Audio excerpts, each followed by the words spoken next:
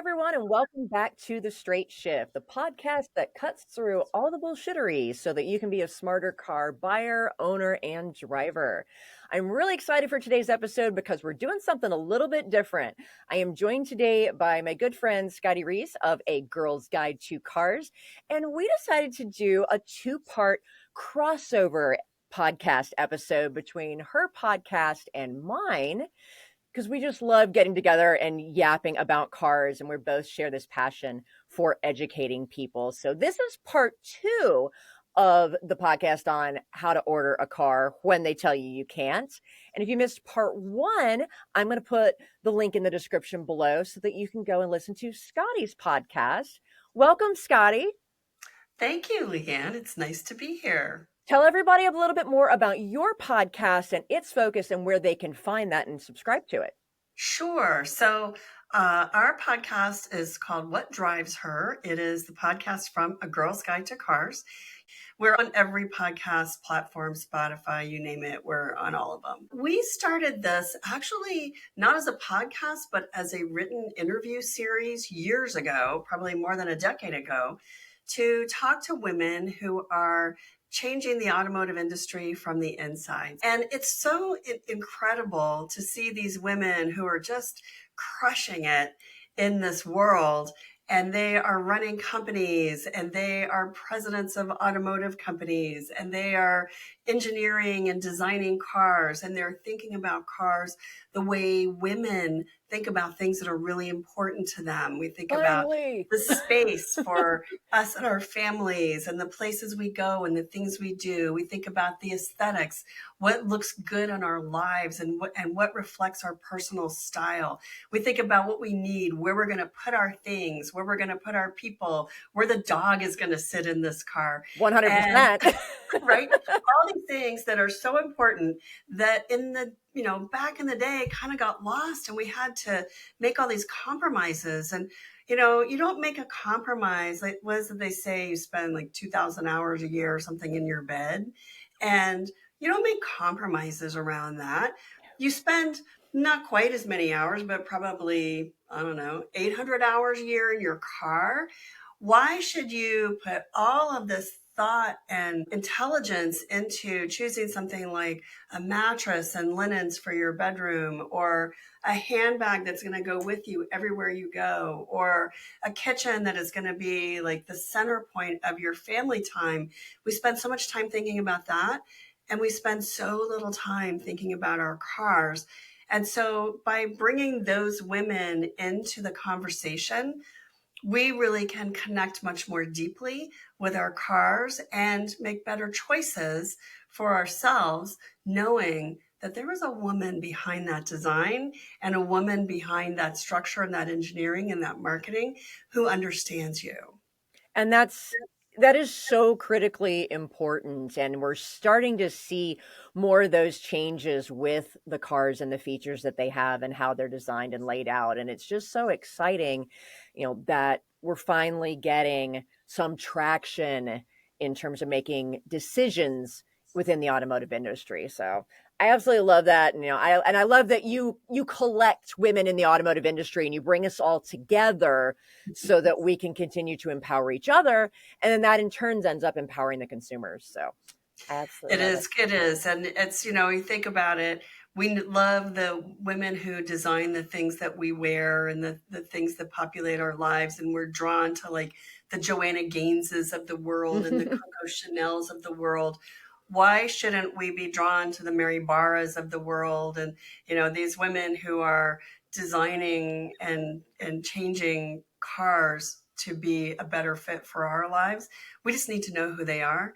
And so that's a big part of my mission. And that's why I love having you on my podcast, by the way.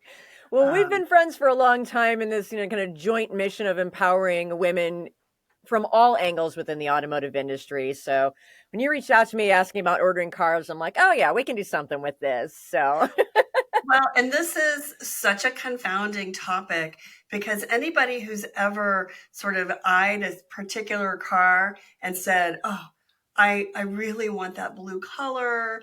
I really want that interior finish. I really want that panoramic sunroof. I really want the bigger engine. And then you go to the dealer and they're like, oh yeah, you can't have that.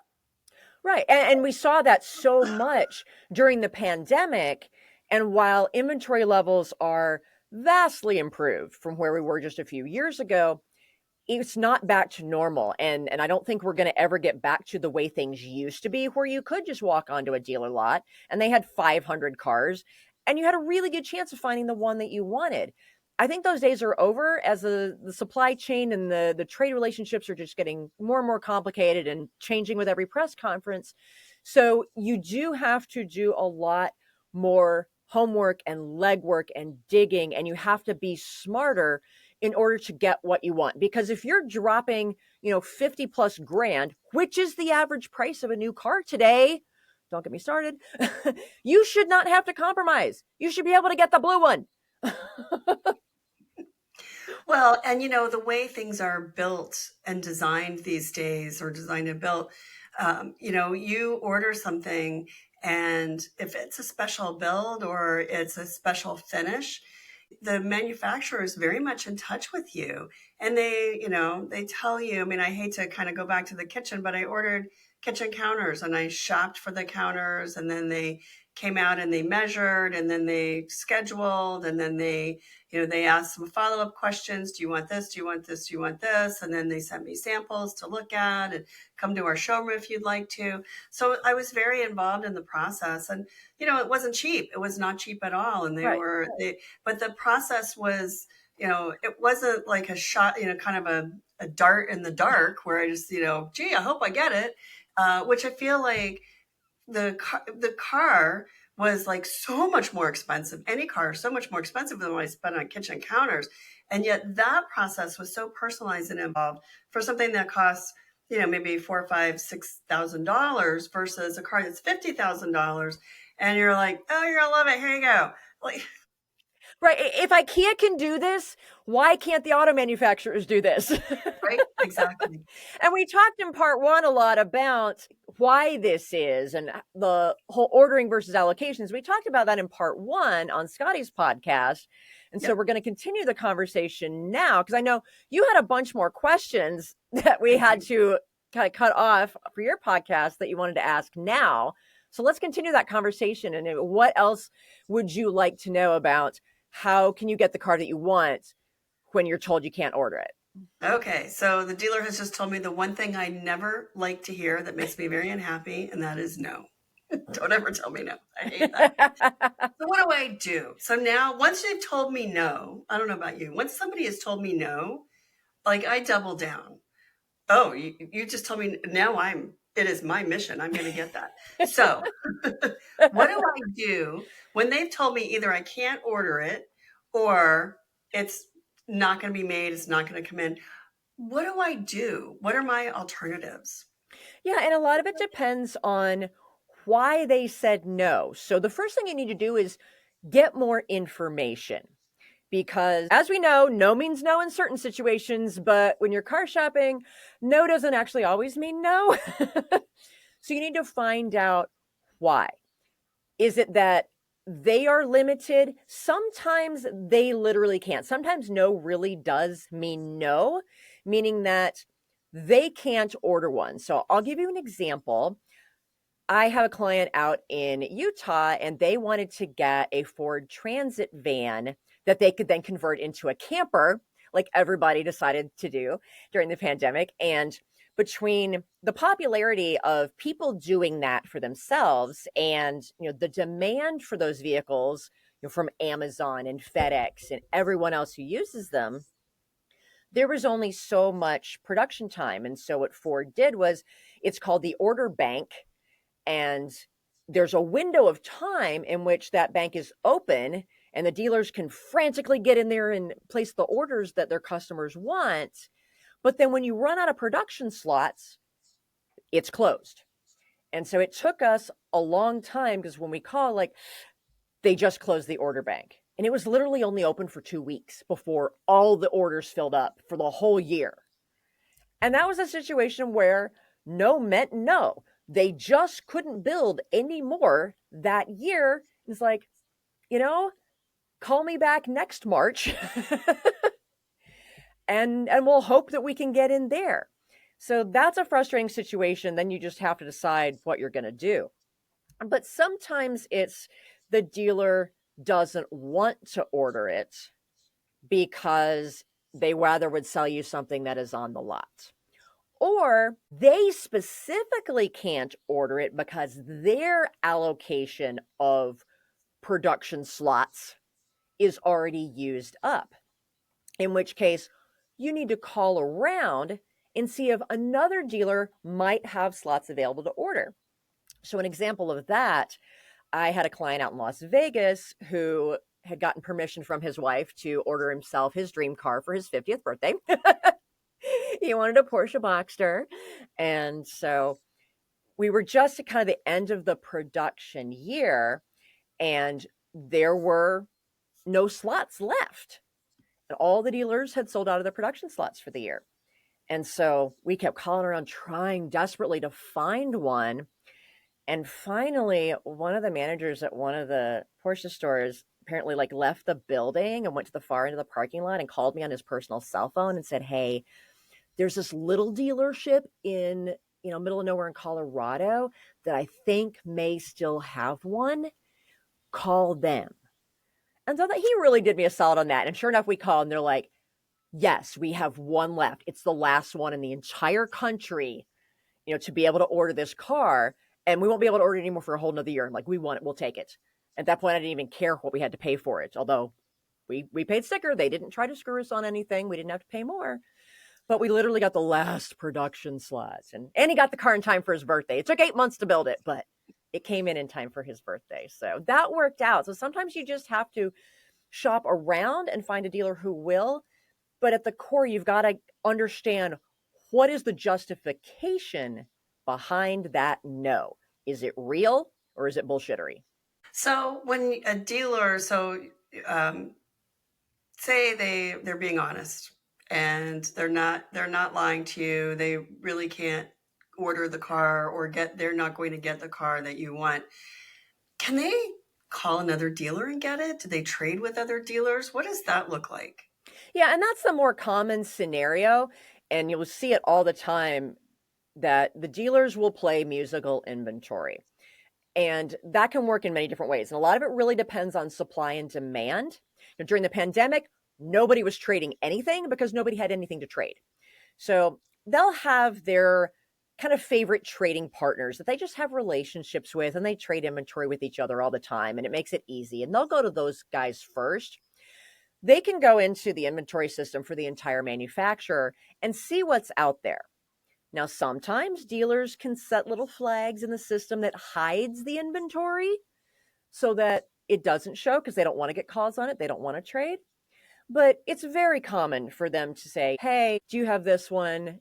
I need this color. I've got this one." But they have to have that same make, model, and trim level to trade back. So a dealer is not going to trade a top of the line platinum model for a base model. That is not an even trade.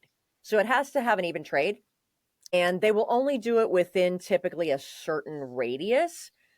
A dealership in Florida is not going to trade with a dealership in California. It's just too far to go.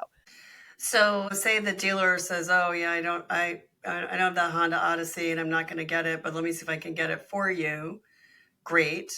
But maybe I'm better off looking within, say, a 200-mile radius or so from where I live and see who else has that car on their lot or listed for sale. Yeah. And maybe I just do that instead Yeah, of going to and start in your general area, because the dealers will not trade with each other within the same competitive geography. So, for example, we've got, I think, 7 Honda dealerships in the greater Charlotte area.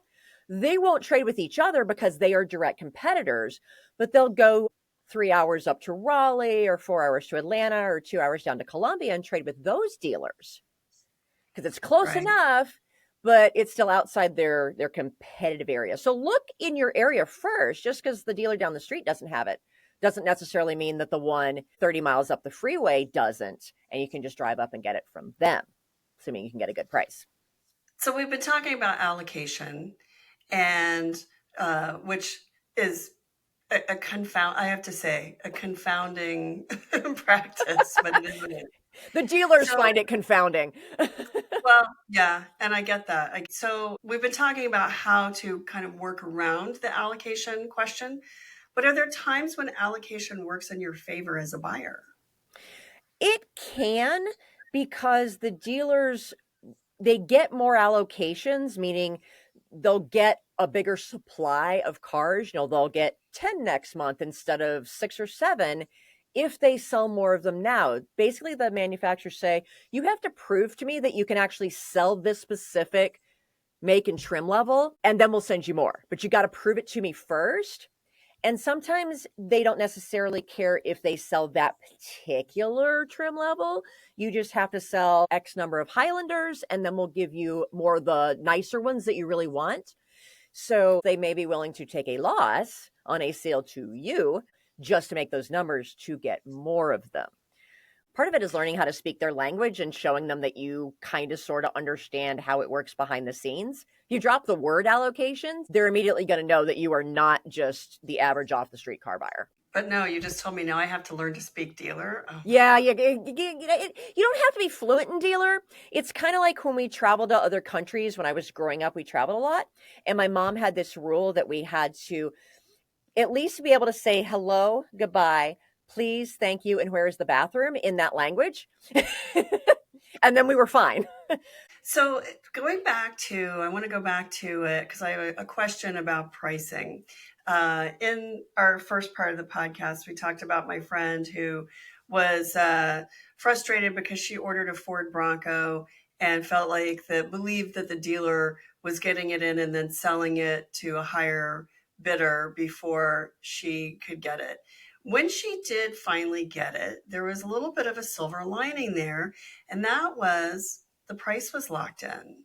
So she actually got the whatever it was 2022 price on a 2023 model, which the price had gone up, but because she had ordered that car a year before, they honored the lower price. So talk about how to protect yourself when you're buying or ordering a car. Yeah, absolutely. And it will depend on whether or not you know what the MSRP of the car that you're ordering is. If it's something that's in production and it's on the website, it's on the build configurator, then you should know what it's going to be, and you negotiate the price before you place the order. Because even if you're ordering a car, that does not mean you don't shop around to the different dealers, because one dealer might be like, hey, we can order it, but you'll pay sticker. Another dealer's like, yeah, sure, we'll take the order and we'll give you this discount. So you still shop around to see who can get you the car the fastest and at the best price, and then balance that with your priorities. But if you know what the MSRP is, then negotiate that price just as you would if it were sitting right on their lot today. And you can do the same thing if it's a car that's in allocation. We say it's been allocated, it's in the production pipeline for that dealer. And generally they will have the VIN number for it or will have it shortly. Get it all in writing. Get that buyer's order exactly the same as if it were sitting on their lot. Now, if it's a car that you don't know the MSRP yet, so for example, we talked in part 1 about that new Subaru Crosstrek Hybrid, the 2026 model that's going to be brand new. We pre-ordered it in August. We had no idea what MSRP would be exactly, but I still negotiated a discount off of that MSRP. Like whatever MSRP is, you will get it for $1,500 less than that. And I got that in writing. And so getting anything in writing that has the dealer's signature on the bottom of it is what is legally binding and therefore protects you. So don't rely on a handshake, on anything verbal, or even just something said casually in an email. You need to have it on an official buyer's order piece of paper that the dealer has signed. So if I've done that, I have this buyer's order and I've signed it, the dealer signed it, we've negotiated a nice little discount, and I have my VIN number, and then I lose my job. Can I back out of this? People back out of orders all the time. If it is a high-end vehicle and it's a truly custom order, like with Porsche and BMW, sometimes you can even get a truly custom paint color that's not advertised. Well, if you're spending that kind of money, that's different.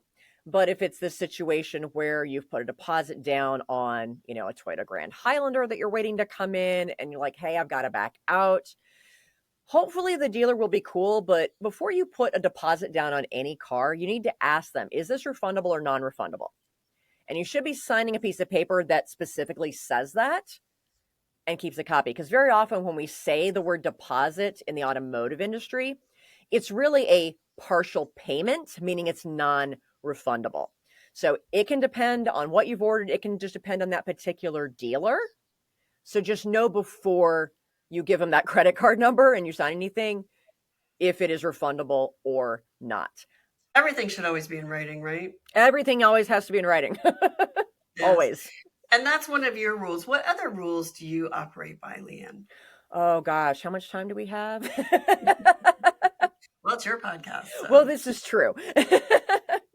I always say, to shop, always shop around. That's just what you've got to do, because if you're not finding the car that you want in your area, look around. Sometimes, in certain areas, California, everybody wants a hybrid. So those dealers get more of the hybrids. Here in Charlotte, we get a lot more than we used to, but it's not the same volume that you see in the Northeast. You see in some of your bigger cities in DC and California. And so it may make sense to call around to another geography. And, you might have to pay to have the car delivered to you or transported. But if it means getting the car you want and getting it in a reasonably timely manner, that may be worth it to you. Just be aware if there are a lot of production restrictions, sometimes the dealers get penalized. I can't say they're not allowed, but they get severely penalized for selling outside their area. And sometimes it's just a choice. They don't want to sell to anyone outside their area because they want to keep their customers happy and keep those customers coming back for service. This is very common in places like New York, where they're like, hey, we don't sell out of state. Or if we do sell out of state, it's at a much higher price point because we really don't want to sell out of our geography. We have enough customers here, enough demand here that we don't want to deal with the rest of you. So you might run into that, but it's always worth a phone call to find out, because there are hundreds and hundreds and hundreds of dealers across the country, and somebody wants to sell a car. 18,000 dealers. Yeah, 18,000 in this dealers. country. 18,000. Somebody wants to sell you a car. And that was the case with Brittany, who we did a story on, who bought a Kia Sorento plug-in hybrid. As it turned out, she really only wanted a hybrid, but ended up being a PHEV versus a Toyota Highlander hybrid because she couldn't get the Toyota. Right. Story in the first podcast. And she ended up finding a dealer in Rochester, New York, not only had it on the lot, did not have anybody lined up to buy it, wow, was willing to sell it to her and shipped it to her for like $1,100 or something. Right. So she had but the net, even with the shipping, it was still less expensive than the Toyota. Right. MSRP, on the Toyota versus the full price of the Kia. They did the whole transaction online. She had been waiting for that Toyota for a year, and she had her Kia Sorento in a week. So for me, the takeaway was, as she did the legwork, she went on cars.com and found this car, called the dealer, and did the whole thing on the phone. So she was willing to do the legwork on that. Right. And I think for me, the big lesson was decide the features you want and the environment you want in your car, and then go find the car that fits it. In my opinion, the first mistake that she made was not saying, I want a hybrid 3-row SUV. Her mistake was saying, I want a Toyota Highlander hybrid. Now, right, for a long time, that was the only thing that fit that bill. But it's so much more competitive now. Right. There are so many good options. Yeah. And in fact, we're going to start to see more and more hybrids, because Toyota's only building hybrids now in many of their models. And each time they update a new model, so they just did the RAV4, and we're going to see more and more cars updated. And they're all going to be hybrid, right, or hybrid and plug-in, or hybrid and plug-in and electric. And we're going to see more electrics coming from Toyota. Yep. They are starting to build out their manufacturing in the United States to accommodate building EVs. There are so many good choices out there. And, with Toyota, their relationship with both Mazda and Subaru, so, this Crosstrek hybrid that I'm super excited about and the Forester hybrid that just came out, that's Toyota's hybrid technology, I just know. married to Subaru's drivetrain. And it's the same with Mazda because nobody does hybrids better than Toyota. Right. And then, now we're finding the Palisade just got redesigned and it's finally a hybrid. I have only been waiting for that since the Palisades came out in 2020. People tend to get blinders and they think this is the car that I want. This is the only one. And it's why when I do the perfect car analysis for my clients, I narrow it down to 2 or 3. Because I'm like, hey, there's some good options here. And if we can't get this, and I'll tell them like, hey, this is ideally what I would love to get for you. But the chances of getting one in the next 6 weeks are snowball's chance in hell. So, but here's some other really excellent options that maybe you haven't considered. So let me ask you this, because my next question is, how do you shortcut this whole process of design, of figuring out what you want and then actually finding it? Tell me what that looks like. Yeah, and that's just part of my normal perfect car package. You and I, Scotty, we live and breathe this.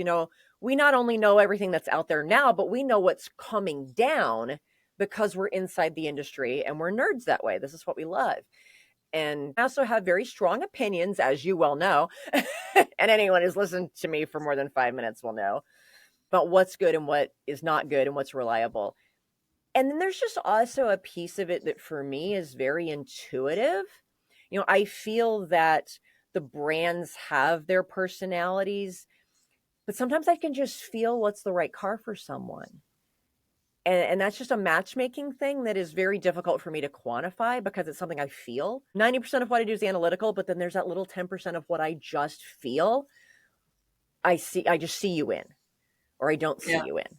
So that's hard to say, but that's part of my package is doing that so that we're narrowing down on what's the right car for you. An expert. That's why you go to like a stylist who knows the inventory at a fashion level, or does a lot of personal styling, hair and makeup, and so you get out of that rut and you change that style, you change that, and you're like a new person, right? When you go to a really great hairstylist for the first time and they're like, oh, we're going to do your hair like this, do your makeup like this. And then you're like, wait, is that me?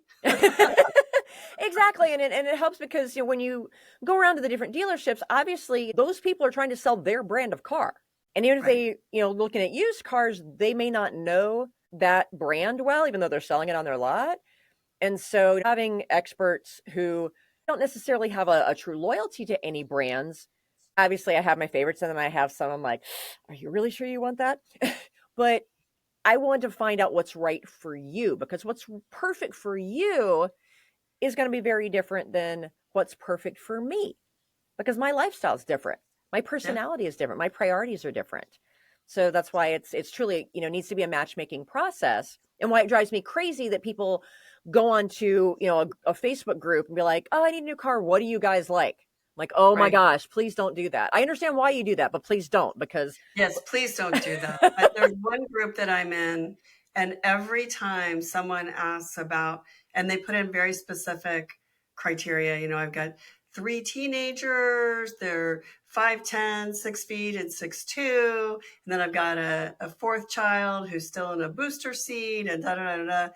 And then the Subaru fan people, you need a Subaru set. You need a Subaru. Like, you cannot put a 6 foot tall teenager in the third row of a Subaru set. And it's just so funny. I get it. They love their car. Right. That car's not right for everybody. Exactly. If you've got tall teenagers, you need a Traverse. With leg room in the third row and headroom. And I mean, how many people have a middle schooler who's 6 feet tall? Like, quite a few. Well, I have a few clients. One of them, she says, I have a family of giraffes. We need to get all of the giraffes in my car. So, which is why I maintain a spreadsheet. All the legroom, headroom, shoulder room of every SUV on the market in every category, so that I can very quickly know what that is. But yeah, it's just, don't rely on everybody else, but be aware if the car that you have your heart set on and the dealer says, no, you can't have this, that may not be true for one. And it may also not be the end of the world if you truly can't get that one. There may be something else out there that will do what you need it to do and be the tool that you need it to be, and that you may even end up liking better because it was something that you never even considered. So because it's doing the thing for you that you really need most. Exactly. And if it makes your socks roll up and down to drive it, that's important too. That's important too. And if you're wondering what the answer is about getting that car when the dealer says no, and what that looks like and how you go through, figure out that process, because you get a lot of stuff thrown at you, go to our first episode of this podcast, the first part. The link's below. And a lot of those questions are answered there. And thank you, LeeAnn, for having me on your podcast. And thank you, Scotty. I love the two-part. I love sharing this podcast with you. It's been a lot of fun. And I tell you, people, if you haven't checked out A Girl's Guide to Cars, it's a tremendous resource because it really goes into depth on car reviews and just so many different areas, but all through the lens of what women and what families want. I personally find it a great resource for me in my research. And there's a lot of good information out there by women for women. You just have to know where to find it. So thanks again, Scotty. And folks, if you haven't subscribed to The Straight Shift, please do so. If you have not subscribed to Scotty's podcast, please do so. Again, we'll put the links below. But until next time, we're out of here.